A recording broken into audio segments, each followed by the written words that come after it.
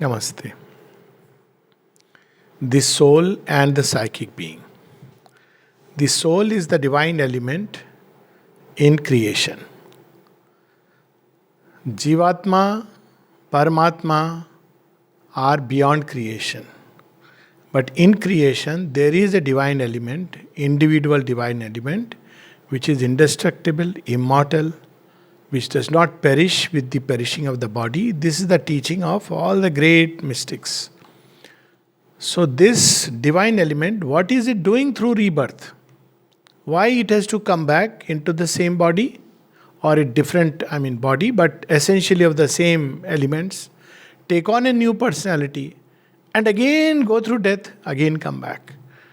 So the traditional answer is, typical answer is, it has to go through the process of rebirth for settling its account of papa and punya, good and bad deeds. Which obviously is absurd, because to start with, why did it enter at all? It had no papa who pushed it into creation. Second is, if it has to settle the account of papa and punya, then it will go on endlessly. No human being can claim that he is all the time doing only good deeds. In fact, good deeds are very few, and bad deeds are many more, because from the spiritual point of view, good and bad deeds are decided on a very different criteria than how we look at it. For instance, selfish deed, meanness, selfishness is a bad deed from the spiritual point of view. Sri Aurobindo says selfishness and meanness are the only sins, and yet they are universal.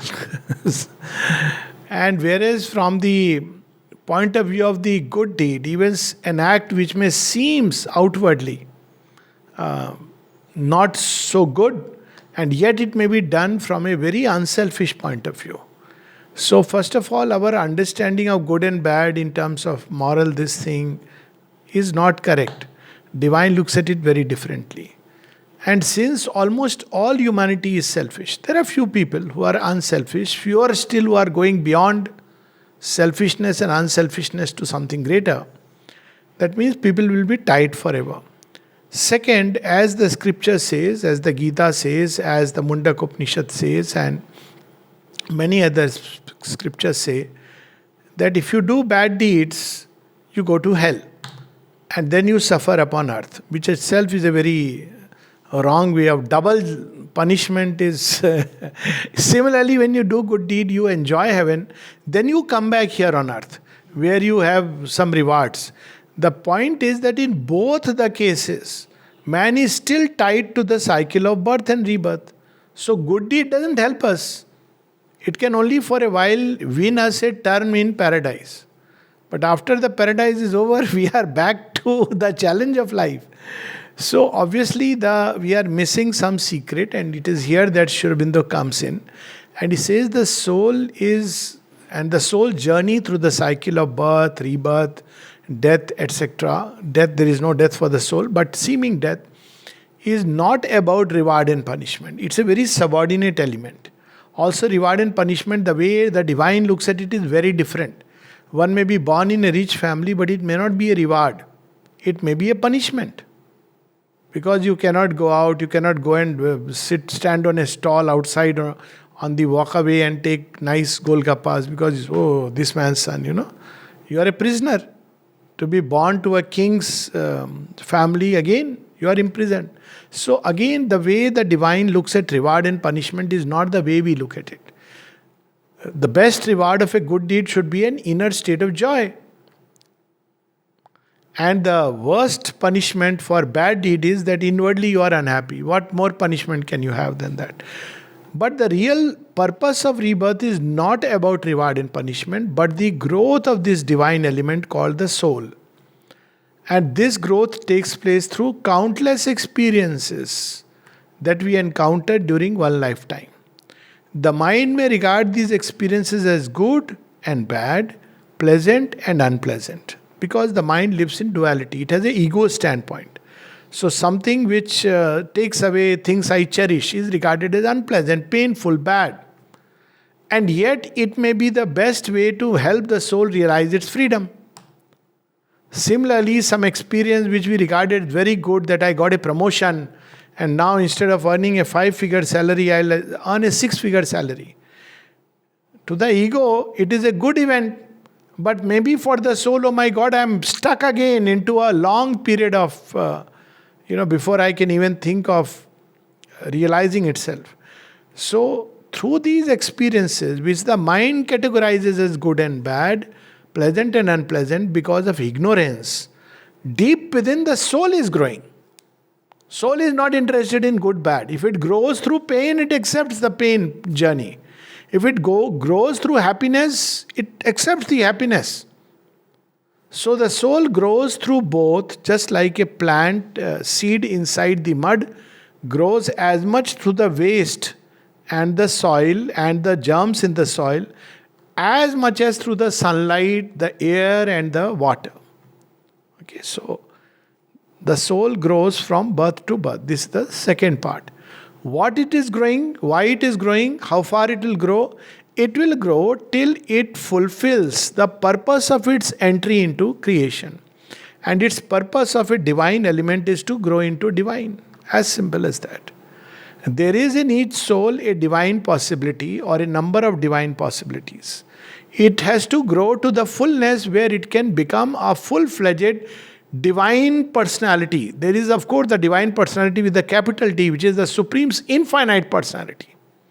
But each soul can potentially become a divine personality upon earth, like a god. Who is a god? An aspect of the divine. So it can become an aspect of the divine, inseparable from the divine, and yet expressing upon earth something of the divine fully in freedom.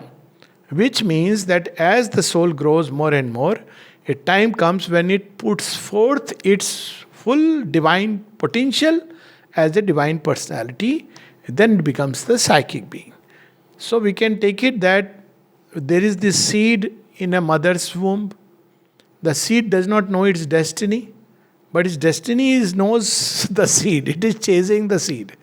And when the seed comes out as a baby, it grows through all the good, bad. It asks for chocolate.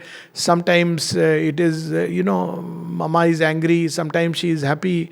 Life treats, mistreat. But at the end, when the child matures, let's say at 21 or 25 years of age, then it becomes a full-fledged personality. So we say that the child has become an adult. Same way, this soul for a long time is in its infancy. Infancy means it doesn't know who it is. If you ask a baby, who are your parents? The baby won't even answer because it doesn't know. It instinctively responds to parents, but doesn't know really. When it grows up, it says, this is my mother, this is my father. But still it doesn't understand the mother and father. Father and mother are only caregivers, providers. That's it. But they don't know, the child doesn't know that how much they are inwardly preparing for the child to go through education, this, that, and what they have conceived. The child doesn't know. And when the child grows into full adulthood, then it understands, oh, that's why all these steps. I'm talking of an ideal household, which is a rare thing. But this is how it is meant to be. And then the child becomes adult. It has something within it of the mother, something of the father, and something of its own. Meaning thereby, the father and mother grow through the child. Isn't it? So the divine grows through his creation by the soul evolving into a psychic being. When the soul is in its infancy, it doesn't know. It probably, wherever it gets something, it realizes, it thinks this is my caregiver, provider, like that. Then it grows, it begins to form relation with the unseen, divine parentage.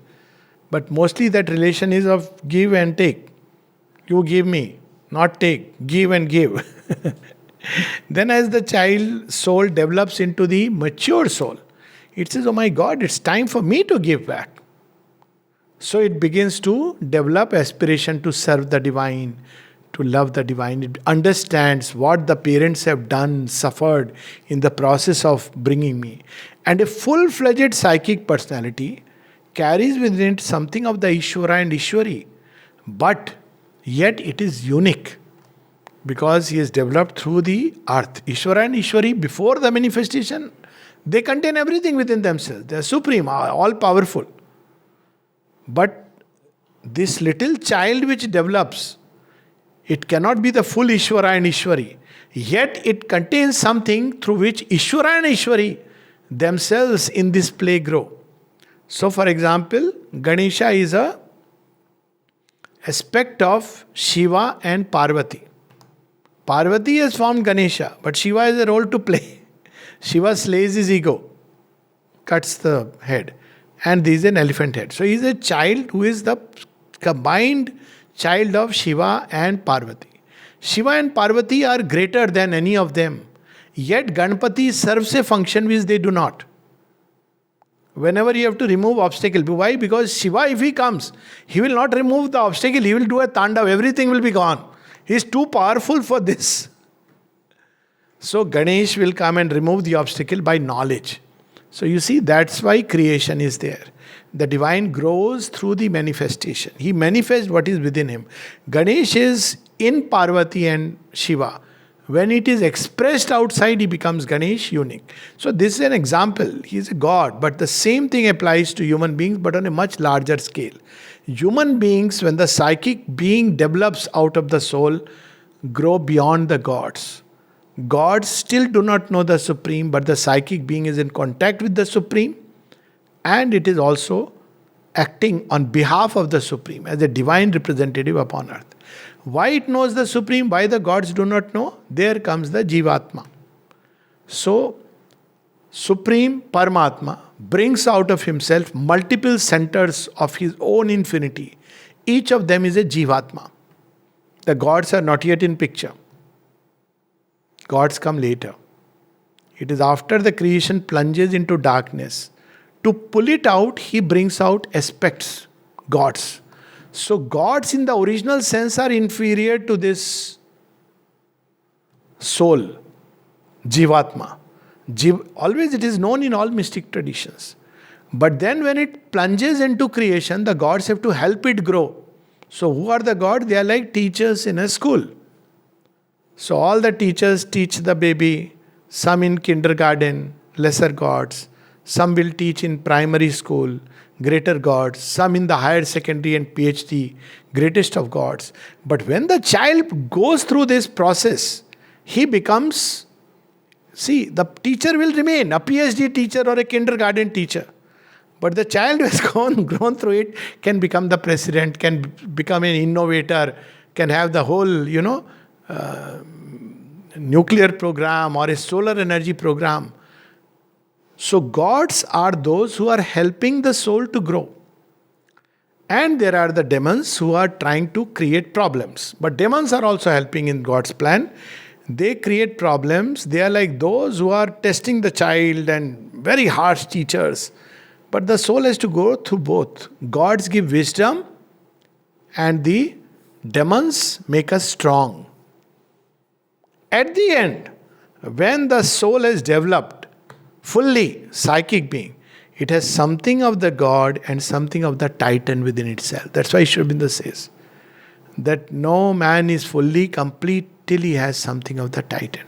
Gods are very nice beings, but Titans carry that strength aspect. That's why what human beings with a developed psychic can face upon earth, gods cannot face. They don't want to come to earth. They want to help from outside. That's why there is a line in Savitri, a godhead greater by the human fate. If they have to evolve, if gods have to evolve, they have to take a human body. So this is the mystery. Soul is the immortal divine element. It goes from birth to birth through a process of rebirth to develop into its fullness and put forth a divine personality. Not the divine personality, but a divine personality, which is within it. As a seed, through a cycle of rebirths, it puts it forth.